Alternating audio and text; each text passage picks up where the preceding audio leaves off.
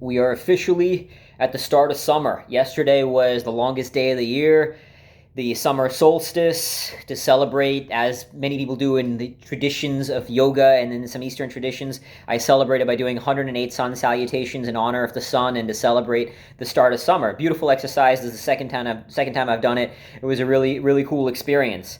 But what happens with summer starting, and especially now, with the quarantines easing up, people are fiending to get outside. People are starved from just sitting in their homes. And also summer, people start taking vacations, they're barbecuing, grilling.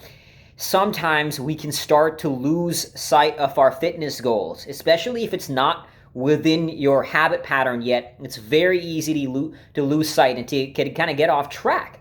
And I remember when I was in Iraq, we used to say a mantra that to this day guides me. You know, when I was in Iraq, I went there in 2007, 2008. And that was kind of closer towards the end of the war. Towards the end of the war. So we weren't having firefights left, right, and center. It wasn't the Wild Wild West. I mean, we'd have pop shots here and there, stuff like that. Our greatest threat was IEDs, the improvised explosive devices.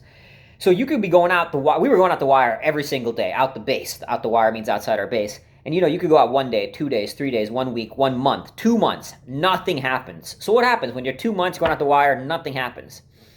Somebody gets complacent. And maybe they fall asleep on their post. Maybe they fall asleep while they're on the gun.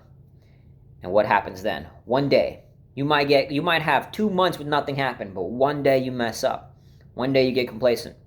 That one day could be the day you missed out on something and you get your buddies killed. So we always used to remind ourselves and hit home this point, left, right, and center. Complacency kills. Complacency kills. Now in Iraq that was very literal, but the same thing applies in life. The death is not as instant in the sense that in Iraq, I mean, you get shot, you get blown up, you're dead, you're going to die. Over here, complacency kills, but you're not going to feel the pain as instantly. In the sense that, okay, you know what, I'll eat the dessert today, I'll eat the dessert the next day, I'll eat the dessert the next day.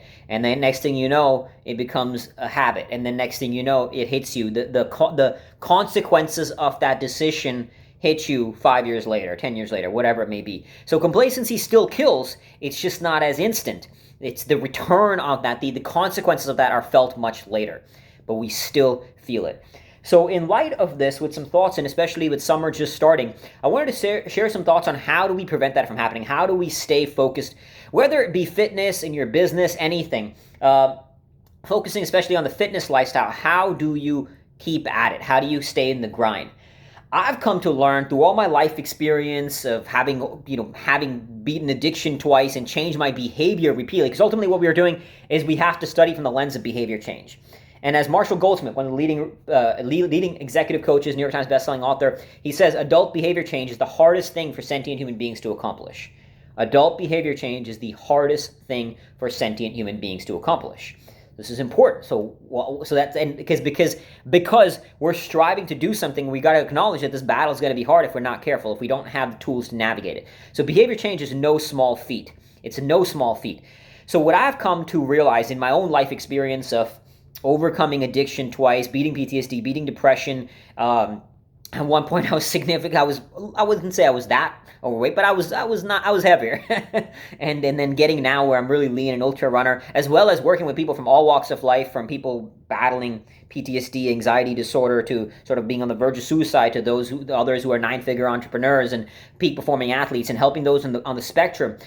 What I've come to learn is there are 5 key things that stop people from getting to where they want to go on their goals. I call it the 5 S's of stagnation.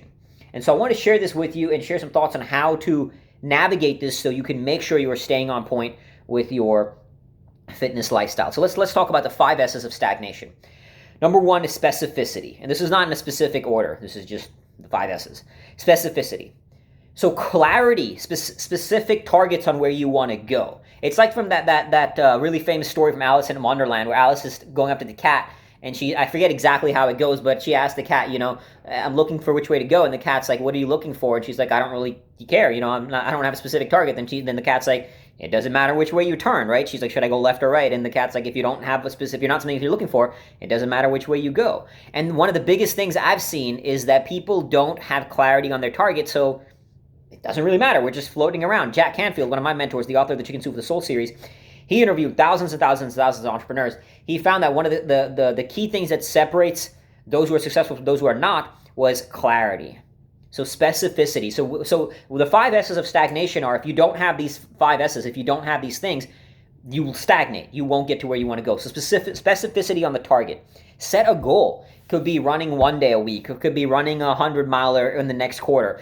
Research has shown the best way to set targets is 90-day targets. So we're just about to get to the end of the quarter. Set a quarter target for your for quarter 3 of the year. Set some targets, whether in fitness, in all areas of your life, whatever areas that matter to you. My main focus is fitness and business, but let's just stay focused on fitness for right now. Set a fitness target. Like I have one to run an ultra a month, right? So that's my target. Without a target, then who cares? People say things, I just want to lose weight. How much weight? I don't really know. I want to get fitter. What does that mean? What do you mean you want to get fitter? So specificity on where you want to go. Having that will give you a place. So you can train for a 5K, even if there's no races. That's no excuse. Like even if there's no races because of coronavirus, there's absolutely no excuse. You can go run a 5K on your own, right? Like you can go run a 10K on your own. There's no, barring serious physical issues, almost everybody can set some sort of fitness target and make it specific. I want to do 100 burpees. It doesn't have to, of course, be running. I want to bike 100 kilometers. I want to be able to bench press 200 pounds. That's another one of my targets for next quarter. I'm at 195, almost there. I'm going to get to 210, so I'll be 1.5x body weight. Almost there. So having specificity is one of the 5 S's of stagnation. The next one is systems.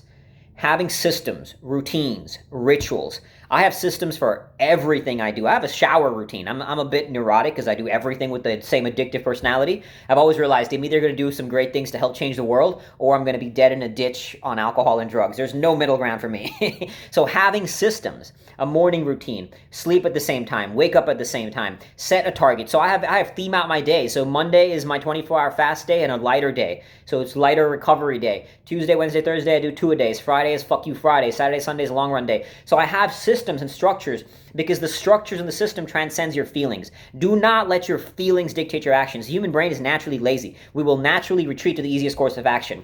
I won't go into the science behind all that, but evolutionary speaking, that's why we're designed. We're going to retreat to the easiest course of action. So have systems in place. I use my phone, which I'm recording this on it, so I can't show you, but I use my phone with checklists for everything. I even have my little tool here. This is I call it my spirit armory. I have checklists. I have my morning routine, my night routine, my day routine, a shutdown routine, an on routine. These are all systems because when you create a system, you don't have to think. You can save your cognitive and physical energy for the fight, for the battle you are embarking upon. My business, my copywriting, all that kind of stuff that I do with my business, it takes a lot of mental energy. I don't need to be wasting it thinking about what should I have for breakfast. Every day my breakfast is the exact same thing. That's the system. A good way to think about a system is that imagine if you were handing a blueprint of your life to another human being and they just had to follow it. Is there a checklist that they could just follow along without having to think to that detail for every day, every waking moment of your life? Now, I know there are nuances to the human experience, obviously, and this is not physically possible to do that. There's the nuances to the human brain. But the point is, when you think about it that way, it allows you to systematize things. So anything that's not a system, so for example, I noticed when I was traveling, my routines would get off.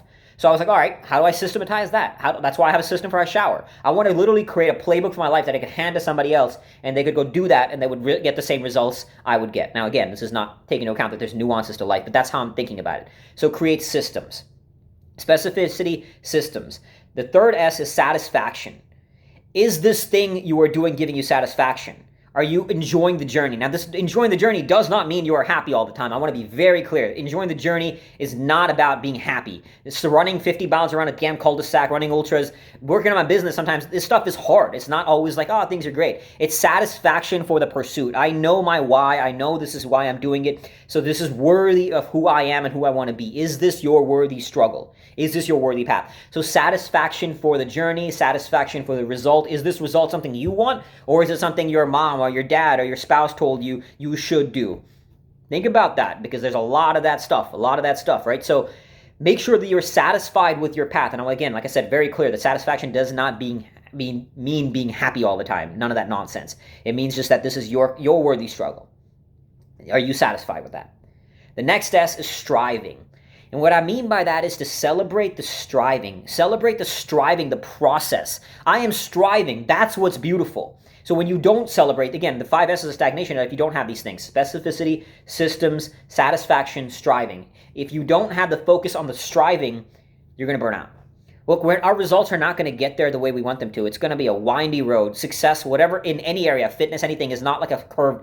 It's not like a straight up line, right? At some point, I was just working with somebody in their fitness goals. They were hitting a plateau, and I'm like, yep, you're going to hit a plateau. That's the nature of the beast. You got to fall in love with the plateau, and then, of course, there's technical things you can do to tweak and improve and keep rising up. But you have to enjoy the striving. Enjoy the process over the payoff. That's a mantra I use, process over payoff. So celebrate the striving of the journey, whatever the journey you are. And finally, my favorite, suffering. If you don't have the willingness to suffer, you're not going to get there. You could have there's a lot of people in the habit and behavior change world, and believe me, I've studied this a lot. They demonize willpower, they demonize struggle, they say it just has to be easy and flow, and if you set up habits, it'll all be smooth. And believe me, I know all the research about it, I get it, but it's absolute nonsense. I don't care how many habits you have in place. In order to evolve to the next self, you're going to have to suffer again. The whole idea, in anything, even if you don't have a habit in place, to set a habit, it first requires conscious thought. It's called top-down neuroplasticity. Again, I won't go deep into the science of it, but it's conscious thought. The process of behavior change starts with the suffering, and then it makes it a habit. Like right now, it's habitual for me to exercise every day. I don't have to think about it. I just know it. Like later today, my gym buddy's coming over. I'm going to be working out. Like just normal for me, you know? Other things are a little harder. I find it harder to write. Ironic considering I'm an author, but writing my book was one of the hardest things I've ever done. I used to avoid writing by running a marathon, literally running a marathon, right? So I had to come back, look at the 5 S's: specificity, systems, satisfaction, striving, and suffering. Writing a book was an exercise in suffering for me. It was an exercise that doesn't mean I didn't put my heart and soul into it and I love it, but it was an exercise in suffering. Some people are great writers, good for you if that's the case, right? But whatever it may be, these 5 S's of stagnation, if you don't have these 5 things, if you're not willing to embrace these things, and if you look at it, in my experience, any barrier that stops people from getting where they want to go in fitness and life is one of these 5 S's. So they either don't have clarity, they don't have specificity on their target, they don't have satisfaction on their goal, on their path, on their pursuit, on the why, not just the result, but the journey as well. They're not celebrating the striving. They're just thinking, oh, when I get there, I'll be happy. That's the biggest mistake, right? One of the biggest mistakes is when I get there, wherever there is, I'll get $1 million, a house, a relationship, a car, then I'll be happy. It's not about that. It's not about the there. It's not about the result. It's about the striving. So celebrate the striving, specificity, systems, having systems. Because if you don't have systems, your feelings will guide you. And if your feelings guide you, you will retreat to the easiest course of action. I mean, anybody who's successful at anything, their routines are on point. If you study the greats at what they do, like the greatest athletes, they live like machines. The Tom Brady, Kobe Bryants of the world, Michael Jordans, they lived like machines with their routines and their rituals. That's basically a system. System is another word. And finally, suffering. You have to be willing to suffer. You have to be willing to struggle, to go into those spaces of pain, because you can set all the habits you want in the world, but at some point, pain is going to strike. Then what do? You smile. You keep striving. In fitness, of course, we all know, I mean, if you're going to want to evolve in your fitness, it's not just about showing up in the gym. I mean, it's like you can't just stroll 10,000 steps. You're going to have to get out there and suffer if you want to evolve. You're going to have to run harder, jack your heart rate up, push yourself harder in the gym. Go out there and suffer. So right now, how do we make this actionable? Look at what is the one biggest gap right now? Out of the 5 S's of stagnation, what's your one biggest? Is it suffering? Is it striving? Is it specificity? Is it systems? Or is it satisfaction? Look at one of the 5 S's and look at which is the biggest one that's your biggest barrier right now, and work on that one. Work on one step at a time. You don't want to work on all 5 at a time. That can be overwhelming. Like for me, I'm really good with systems. I'm really good with suffering. For me right now, where I'm practicing is more joy on the journey, right? So look at what's your one biggest gap on the 5 S's of stagnation. Pick one and then start implementing some actions, some systems in place, some tools to start working on that 1 S. And once you've got 1 S down, let's say it's a system, and you set up a morning routine, then you're like, all right, you know what? Now I need to practice suffering more. Go out there and do 100 burpees. Do 10 burpees. Do 5K every single day. Whatever it may be for you, wherever your line is, push it that much further. So choose one of the 5 S's of stagnation. Pick one of the ones that's the biggest barrier for you now. Create some small, tiny action steps to start working on it, and keep moving forward on the journey. This will ensure you hit your fitness targets. When you do these 5 things, this will ensure you keep moving forward and you hit your fitness targets, and you don't let complacency kill you. You don't get caught up in the summer vibes and lose sight of your fitness goals. Hope you found this valuable. Much love, and suffer well.